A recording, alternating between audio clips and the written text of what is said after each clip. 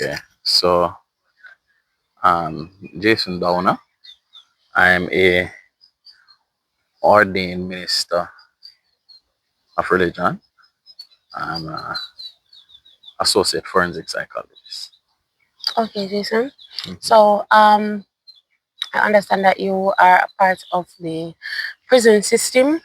So, can you tell me a little bit of what your role entails? Well, I mean, prison system through Mogapa, which stands for Men of God Against Violence and Abuse. So we are an organization that focuses on men and boys issues. Right. And so we exist primarily to mobilize men to play the rightful roles in society, especially where fatherhood and mentorship is concerned, and to advocate against violence and abuse in any form and against anyone. And so, as an organization, we partner with the Department of Correctional Services, and we do a lot of outreach by offering certain services through life skills. So, for example, our program Father Behind Bars. And of course, we would have brought in ministries from overseas that focuses on men. And so we would have brought in Danny McClurkin and his team. When that's a brought in, meaning they would be coming to Jamaica, and so they would have partnered with us to organize their visits and to also to give tangible resources. And of course, with Kirk Lyons with his um, graduate program from New York and Florida. So I mean, we have been partnering with DCS where that is concerned. So we're grateful. Yeah. And outside now is where we do a lot of reintegration work with men who have been incarcerated. Okay. So, So, behind bars, mhm. how do you get the fathers to bond with their kids from behind bars? Well, I mean, the truth is, most of the men who are incarcerated, you know, most of them have a desire to reconnect with their children. Right. Some of them feel embarrassed and feel a sense of disappointment in themselves and anger. And so we try to get them to a point of understanding that while their role clearly is limited, their role and responsibility has not ended. Right. And that's why the Fathering Behind Bars program seeks to do. And so we go through a training process with them in there in partnership with DCS and other partners. And that has gone well, over the years. Now we have some success stories where former inmates who are now out would see us anywhere and just come and talk and giving their story. Um, some we don't remember initially, Right. but then they say, "Hey, fathering behind bars," and so it would, ignite something. Some, when they are out, they would know they have someone they can turn to talk about some issues that they might be having. Because for whatever reason they are incarcerated when they come out. That's when rehabilitation, the test of true rehabilitation is. That's where it is because that's when the rubber meet the road. That's where the triggers are. Mm-hmm. And so, if a man went into the prison because of some crime associated with anger, of course, rehabilitation programs are there. But when he comes out now, um, he also still needs support. And I must tell you, that's a main area where, you know, rehabilitation is concerned, is lacking. Right. Yeah. So, all right. So, psychology is a big thing, especially being locked up behind bars, Mhm. and especially if you know that you have a long time, it plays on your mind. Right. What kind of counseling is offered to these men? Post incarceration. I mean, as far as I know, the Department of Correctional Services offer, um, psychological support Right. through counseling and stuff like that. So they have that. I think the main issue is when they come out, and churches and other NGOs need to establish not just the service but the spaces, Right. because sometimes a man come out after years and him not have nowhere to go, or him know him can go, but to go back into that space would cause reoffending. And so, in terms of therapy and psychological support, sometimes it's not just talk, it's just a space, talk and the space, where further treatment beyond what was offered while incarcerated would take place. For him to reintegrate, to make that transition. And and so it's really an appeal to wider Jamaica to put that in place. And it's important that they put it in place because But how do we get this put in place though to have help for them to get reintegrated into society? establish spaces. A man not go around with that sign on him head say, boy, I was incarcerated. But I can tell you, men will seek help. But isn't that up to the government to provide? No. Anything relating to crime is not just the government's job. I think one can say government can always seek to help to initiate. Right. But I think as a society, we are all stakeholders and we too have a moral obligation. We have a responsibility to help to provide space to reduce recidivism, which is reoffending and stuff like that. And so through NGOs that have a lot of land, lot of spaces, at the end of the day, it benefits us. It benefits us. So if it is that we want to curb anything relating to crime, for those in the helping profession, because it's not for everybody. It's a good place to start. I believe Christ has a soft spot for those who have been incarcerated, those who have been caught and have been punished. And I think that's the highlight of giving a second chance. Again, it's not for everybody. But me and you will sit here and says, and we're going to say Christ have a soft spot for them, and then me and you might be forgiving of these persons. Doesn't mean that the wider society is forgiving. No, I agree with you. That's why I say it's not for everybody. Certainly, there are entities that we can highlight. The church, but other faith-based organizations. But sometimes the church can be even more judgmental than persons of the world per se. So there are different sects, sects of the church.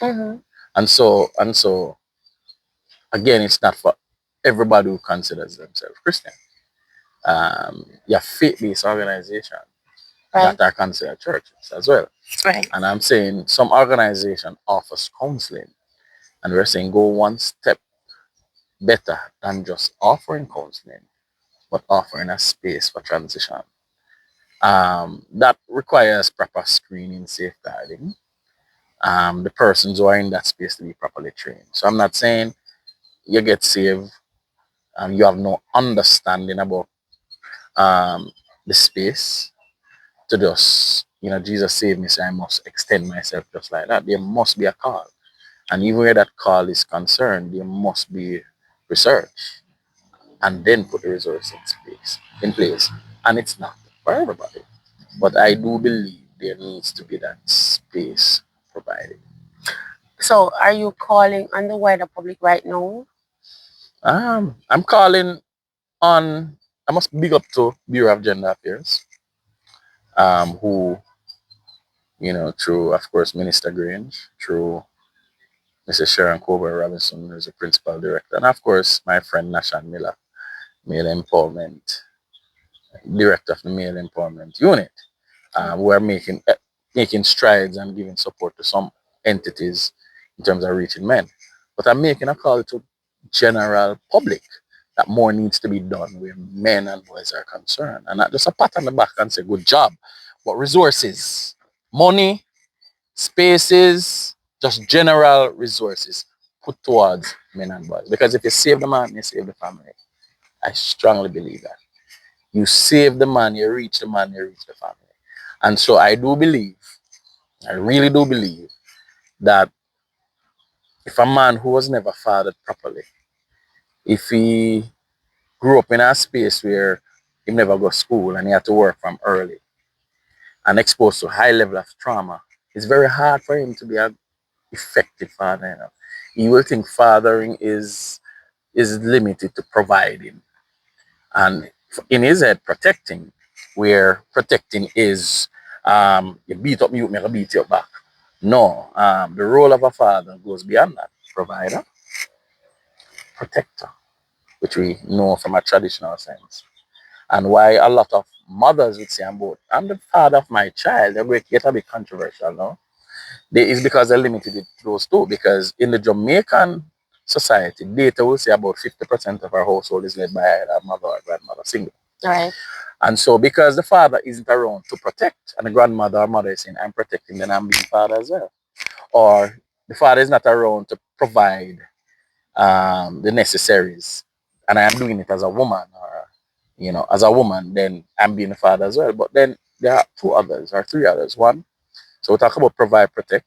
Third one is to nurture.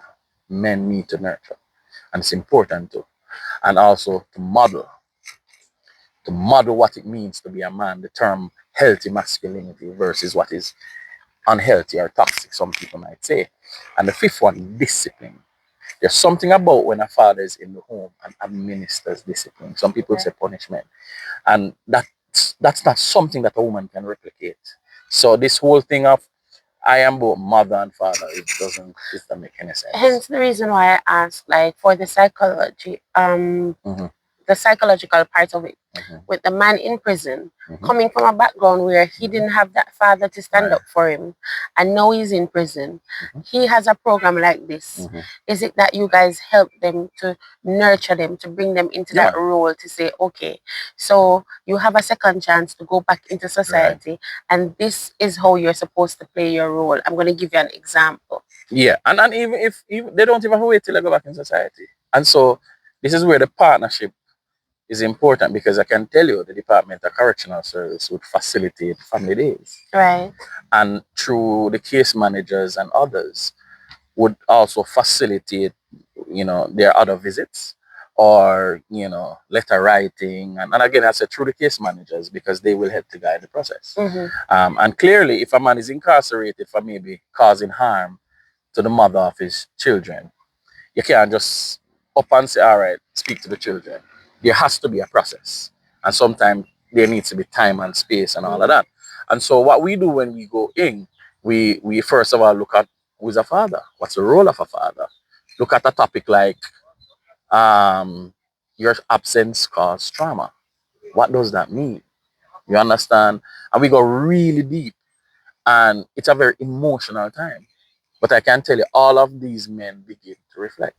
Right.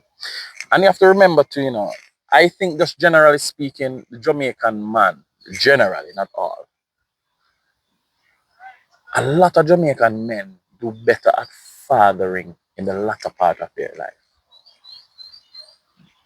A lot of men who might not have been fathered properly. But that's a cycle that you don't think we need to break that cycle? Yeah, and I did something on mental health, and we spoke about counseling and why counseling is important, because you went through your dad went through trauma.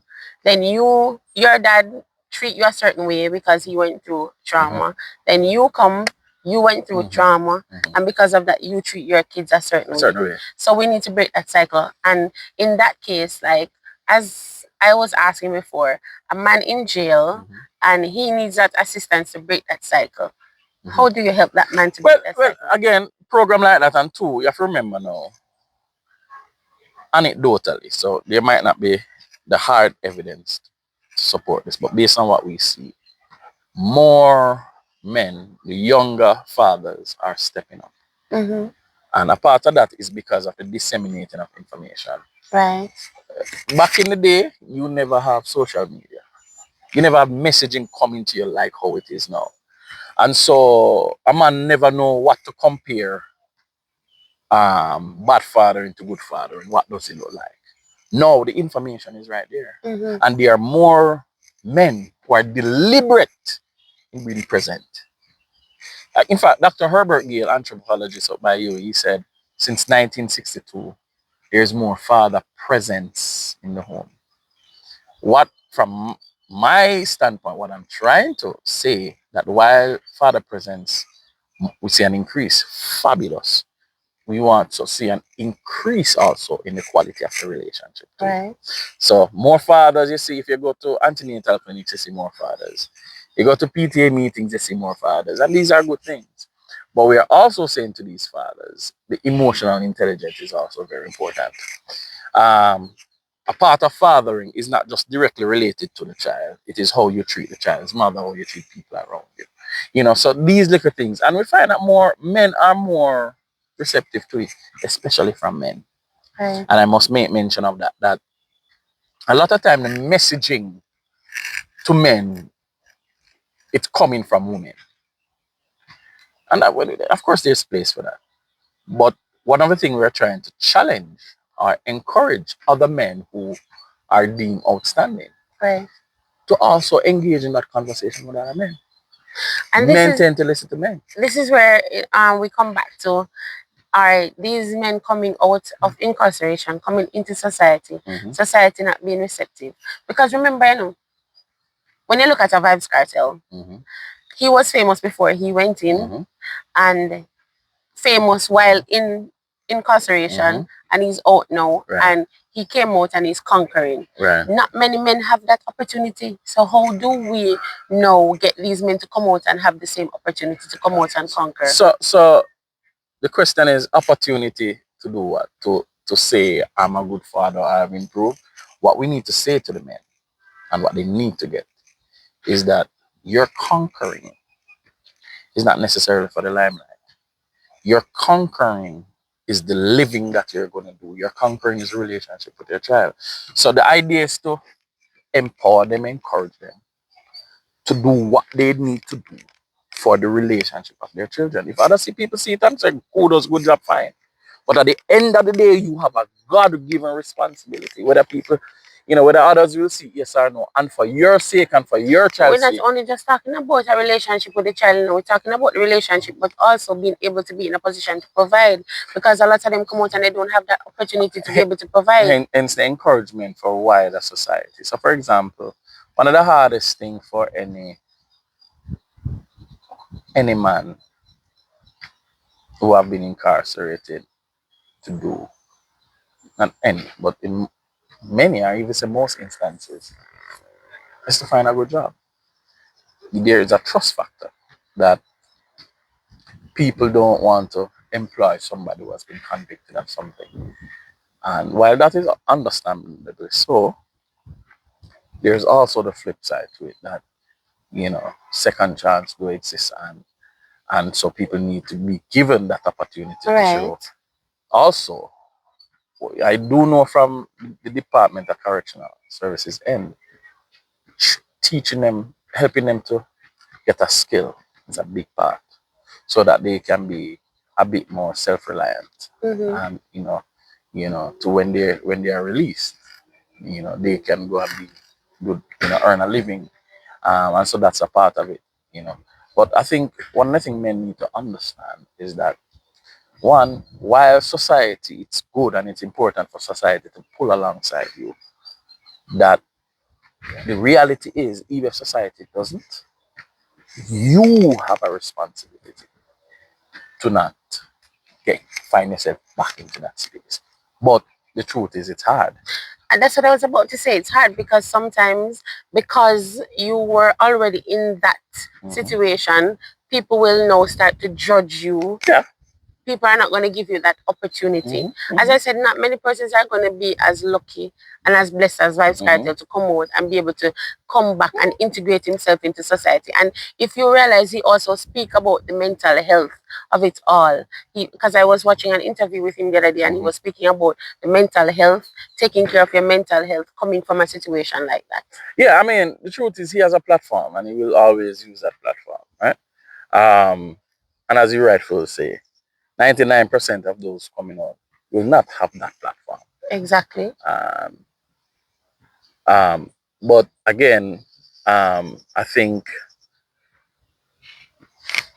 so a program like mine, when we go in and partner, we try to get the men to see the importance of they themselves tapping into what exists. initiate. And yes, sometimes in initiating, you still run up on roadblocks. I get that. That's why I keep saying NGOs need to come and have a space to, to, to for these men to know that I can go here. And it's not just for men, women too. You understand? It's very, very important. And so that's why from our end we advocate for it. I get a lot of calls a lot of times, whether from men who are now out or just men in general who mental health, general depression, men who are on the verge of committing suicide, and sometimes just to talk and to empathize with them, you know. And some of us as pastors, it's important for us to say, yeah, some of us who have been there in terms of reaching a point of breaking, say, I've been there too. And that's what in the interview that I'm talking about with Vibes Cartel, that's one of the things that he was speaking on, where it's okay to say, I love you. It's okay to express yourself, express your feelings. But because we as a society sometimes are so judgmental, and we tend to not normalize a man walking up and because you're a friend say, bro, I love you, because we don't want a person to see that because he must say, oh, you're too soft. Yeah, You're being too soft. The thing is, and I think again that too is changing. It still exists, this type of masculinity, say, boy, and that's why I pointed out the importance of the father and saying to the nurturing. So for example, a son growing up, if I fall down and you cry, somebody say, yeah, girl. But it's important now. I have a son that when he falls and it hurt and he's crying, I facilitate him crying. So it's okay, son. I know it hurt. Allow him to be emotional. So the emotional intelligence is very important, right, because that will help him to self-regulate. So when they're facing a situation where their emotion is so running wild that it wants to dictate what to do, they're able to say, hey, I'm not going to allow how I'm feeling to dictate the outcome of what should happen. You understand? But you see, the truth is, each man have to start within his own space. So it's one of the things that I do in terms of, we encourage and we talk whenever we get a platform, like this, or, traditional media. And one thing I encourage each man to do who really means well, who are like-minded, to say, own a space. Because you can't save everybody. right, Not everybody going to take the message, but certainly your space, you ensure that people come in that space knows what you're about, that you're able to share, that you're able to mentor as well. right. Understand, though, that mentorship is not to create mini-me's. It's not to create replica of yourself, but to help another person, in this context, another man or young man or boy, to become the best version of themselves. All right. So there was this program in the States. I don't know if it's still going on, but it's a program that I used to watch, and it's called Scare Them Straight. Scared Straight. Right, where they would take the young kids that are being rebellious, for a want of a better word, Right. into the system, to let them see that the system is not somewhere that they would want to go. Right. What do you think we can do for our kids that we have, our young boys, young girls that are being rebellious, to say, hey, this is not where you want to end up? Well, I think it has been that same program that happened some years ago, came with some backlash, because I think it has been proven that it doesn't work. In other words, you're just trying to scare the badness out of them. In doing so, you can also traumatize them. Yeah. So there's a difference between giving them a dose of reality and thereafter using therapy, other therapeutic means or methods to bring across the message, and it has to be consistent. So in other words, you can't just give them a knee-jerk reaction and leave them. You have to walk with them. So whether you give them an initial look, you thereafter have to be able to unpack what they saw. But And in unpacking, you build rapport and you can speak to where they're coming from and why children are just respond the way they do, respond like that. Whether it be disorder or they were exposed to trauma or something, sometimes something is there. And so we need to find that out. I just think that sometimes we just don't have the time to. I do believe there's space to have persons who have been there, done that in terms of um, whether breaking the law, sit with young people, adolescents, teenagers, children who are going a certain path. There's That's a what I was message in it. about to say to you, that I find that therapy in Jamaica is not readily accessible. It's very expensive. Oh yes. And I don't see much where the government set up anything, because I think this is also a way that the government could use ex-convict that come out and are They did have a program with that, you know. a role model to society to say, hey, I'm going to have you sit down and I'm going to have you counsel these kids. I'm going to have But you... that might not be counseling. That might be like mentorship Or and mentorship. coaching. But the government did do that. There was a thing called Men with a Message. It said did. Yeah, because We're you have to talking about understand. currently. You don't want anything to keep coming up. The government.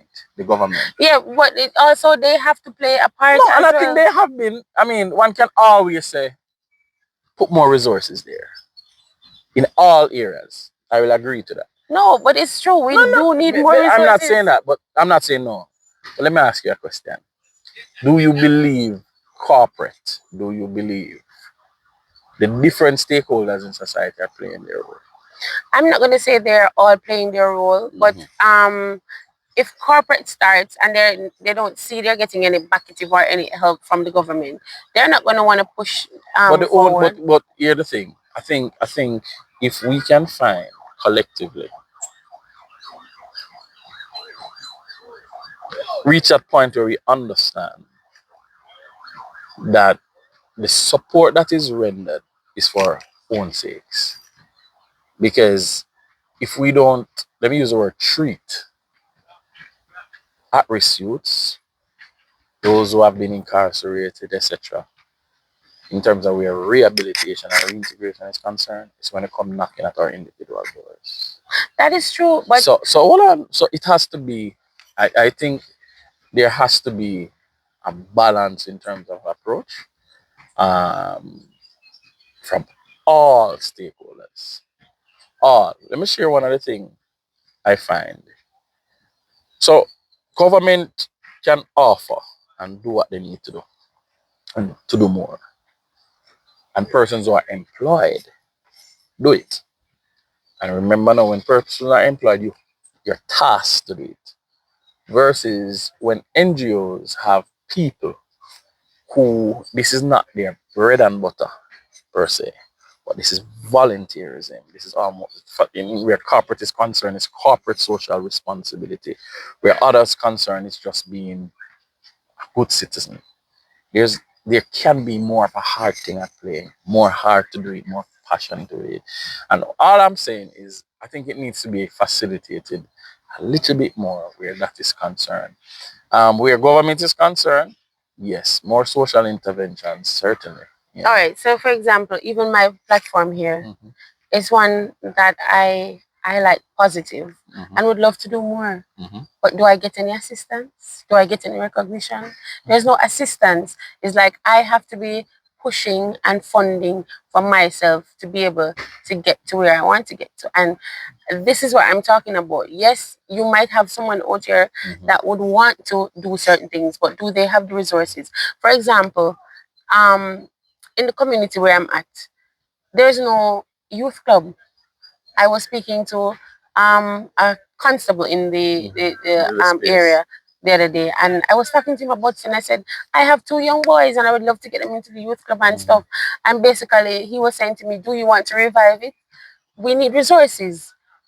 Who's sending in the resources? The officer? No, for me to do so, I would need resources. Where am I going to get that resources? So it's like you're tied. Yeah. If you get where I'm coming from. I get where you're coming from. I mean, from all angles, it's like you're tired. Let me ask you, would you start it though? Of course I would, because I have 2 boys. My oldest son, he's going through teenage puberty right now. And it's a whole different person I'm experiencing.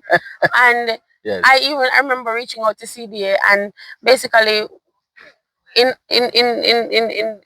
short, basically what they were saying is, okay, so your case is not that serious. So for us to find a counselor, we wouldn't be able to It find has a to be counselor. at a certain level. Exactly. So you see where I'm coming from? So me being a mom of a teenager and experiencing certain things, of course I would want to start the youth club and get other youths involved, get them out to do other stuff, take them away from the tablets and the phone, get more involved into society. I'm sure there are youths in the community that would want some kind of assistance and stuff that would be happy to come in to be a part of the youth program.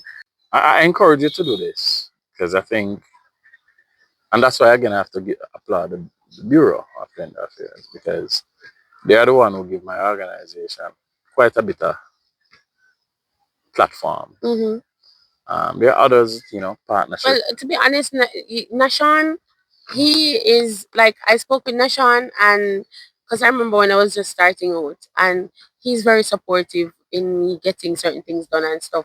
But am I getting? Is there any funds really? So no, but so you have to remember this. Now. Let me ask you. Let me put it this way. This is going to be a part of your program. So let me put this. Let me put it this way.